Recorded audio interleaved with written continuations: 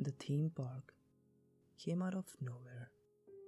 It was grander one has ever seen, and trust me when I say grander, I'm not exaggerating. It was a spectacular sight to be witnessed. A huge castle intricate with two pillars on the either side, having a perfect spherical domes at the top pointing towards the sky. I was mesmerized by the very sight of it, and my legs started to move autonomously towards the park. Yahoo! Come on in, don't be shy. Get your tickets here. The doorman was dressed as a suited clown with a magician's hat hovering over his head, and a bright sparkling aura was coming out of his entire body. Maybe it was just some kind of trick or illusion, I guess. His eyes were shining, as if it has been recently carved and put in its place. They were so fresh. His legs felt like were coming out of a lamp, like the genie in Aladdin. Having a huge grin on his face, he asked me politely, "Hello, sir. I believe you'd want to have a look inside, wouldn't you? After all, your face tells me." He paused. "What?" I asked. "That you're a curious one, of course." Yeah, so how much for the tickets?"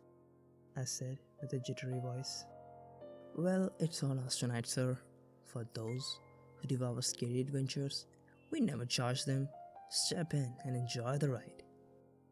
I was skeptical about going in, considering the creepiness of the doorman and the sudden appearance of the theme park. My mind was telling me to go back home, but my stupid involuntary motors kept pulling me towards the park. Couldn't help it. I stepped in. There wasn't much crowd, and everyone was wearing their cliché Halloween costume. Well, I was the only one with the regular outfit. There were stalls on either side of the pavement, different horror houses, and all the regular stuff that you're supposed to find in places as such. But still, something was intriguing about this place.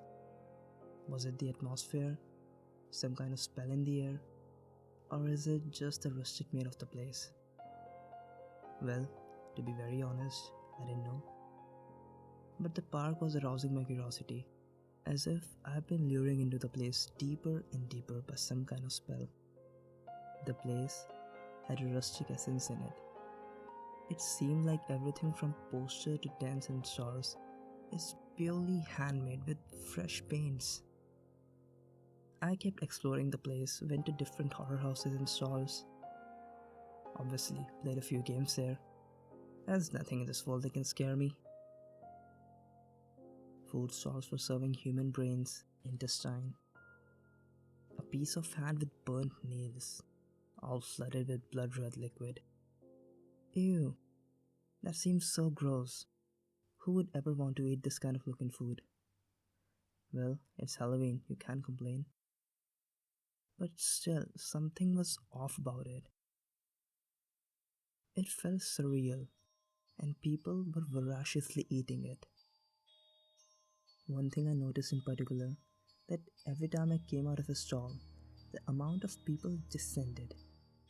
Although, there wasn't enough people as it is supposed to be in these kind of places, and on top of that, they were disappearing significantly. At first, I shrugged it off by thinking, they might have gotten tired and went home. Still, I wasn't satisfied with this explanation of mine. Something was wrong with these people. I noticed that no one was talking to others, not even with each other. Not even a single breath or sigh broke out of their mouth. If it wasn't for the sound of machine and flickering lights, the place would have been dead silent, with air filling the silence with more uneasiness. This only made me more paranoid. I stepped on a brochure. I picked it up. House of Torment. Halloween lives here, behind stall number 28. An advertisement for another horror house. Well, let's see what it has to offer. After this, I'll be off for home. After all, it's getting quite silent in here, I said to myself. I went inside. Few other people also entered with me, and they were completely silent. Well, to be honest, there wasn't anything creepy about this place except for few jump scares that barged into me. I screamed a couple of times, but these people, they didn't even budge an inch. No facial expression, nothing at all. The silence was getting kind of weird. To knock it off, I asked the guy walking next to me, "Spooky place, isn't it?" He stopped and looked at me for a brief moment and broke his silence. Well, it's nothing. The real deal is still waiting for you. For me, what does that mean? I asked out of anxiety. No reply. He went on. My body became heavy, as if I had a huge stone in my belly, which was making me harder to move. An eerie feeling started to kick in. I quickly ran away from there and got out to the other side of the horror house. My heart was pumping so fast, and I couldn't breathe. I lifted my face up towards the sky to get the feeling of air in my windpipe. The sky was completely black, and there were no stars. It kind of felt like a huge piece of black cloth stretching to the edge of infinity. I began to walk back, and to my surprise, the place was completely isolated. Wait, where's everyone? Are they closed? Hello, I'm still here. I shouted. No answer. The place was completely desolated. Every stall, every building was covered in rust. Seemed like this place had been closed for decades. What's happening? I was getting anxious. Terror flooded my veins in my entire body. An obnoxious feeling started to kick in. I ran back towards where I came from. No, no, no, no. The entry gate was gone. There was nothing but a huge wall encasing the park from all around. There were dozens of bodies lying on the ground, one after another. Their skulls were wide open, and torsos were torn apart, like they were cotton dolls, leaving them completely hollow. Their insides were gone. Besides one of those rustic stalls was a body, and there he was,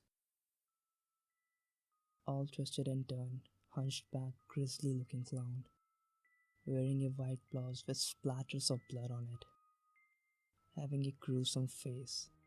And his eyes, I swear, it looked as though he didn't have a pupil, just a uniform icy blue iris.